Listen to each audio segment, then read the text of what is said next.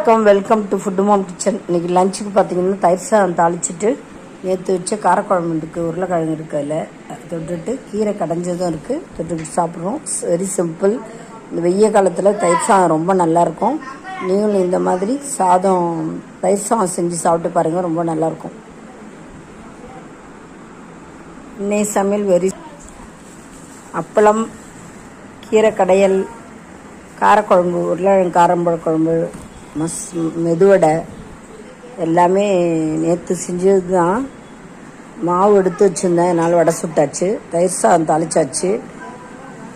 காரக்குழம்பும் நேற்று நைட்டு காரக்குழம்பு வச்சோம், அதில் உருளைக்கிழங்கு இருக்குது. சைட் டிஷ்ஷாக தொட்டுறதுக்கு அப்பளம் வறுத்தோம். கீரை கடையிலும் கொஞ்சம் இருக்குங்க. இதாங்க நாளைய சமையல். நாளைக்கு பார்க்கலாங்க. பாய்.